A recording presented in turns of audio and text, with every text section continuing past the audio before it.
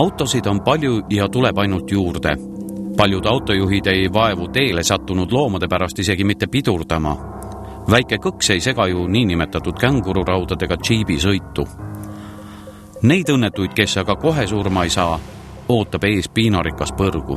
Mõnisada meetrit Randvere bussipeatusest sealpool ajas keegi eestimaalane umbes nädal aega tagasi koera all. Loomulikult ta kinni ei pidanud ja koer jäi sinna vedelema. Arstide sõnul võis ta seal piinelda suisa koguni kuni 10 päeva. Juba mitmendat päeva kraavis lebanud koera märkas lõpuks bussijuht Raimond. Tavaline Eesti mees sõidaks reeglina rahulikult edasi ja ei laseks ennast tee ääres surevast loiusest häirida. Bussijuht eristas varjupaika ja andis teada meile, et on koer paar päeva juba siin kraavis lamanud ja siis tuli muurima asja. Mis siis selgus, mis seisus koer oli või kuidas see toimus kõik? Koer oli ikka väga halvas seisus, tal oli nahk, oli paista, karv oli maas ja kärbsed ümber ja väga vaevaliselt liikus ja tal olid ussid olid sees juba.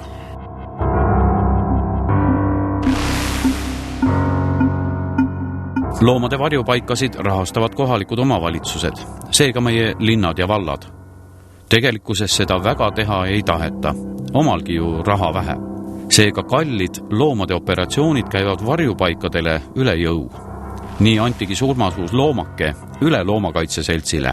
Kuna koer oli nii kehvas seisus, siis palus abi hoiukodu leidmisel, et teda ei oleks saanud hoiupaigas hoida. No see loom ju suisa mädanes elusalt, et kas teda vastik ei olnud oma autosse võttu? Ei, otseselt ei olnud, sest kuna looma vajas abi ja auto oli see sama, siis tuli ta lihtsalt ära toimetada.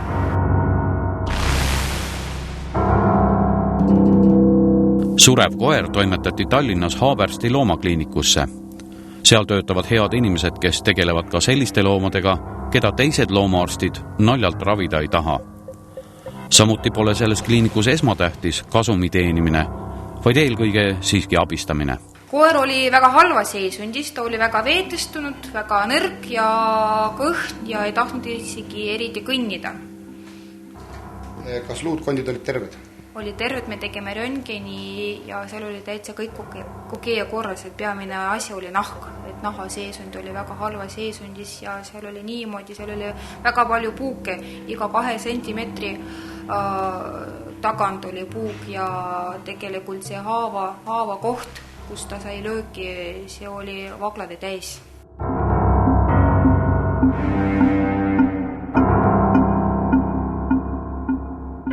Kuskil Eestis on aga perekond, kes seda koera otsib ja koju ootab. Paraku on nad jätnud kiibi paigaldamata ja nii jääbki kutsal kodutee leidmata. Selleks, et seda valvekoera elule tagasi päästa, vajab loomakaitseselts heade inimeste abi. Annetusi saab teha Hansapanga arvele 221041248998 või ühispanga arvele 1000 201 985 6000. Selgitusse palutakse märkida Berha.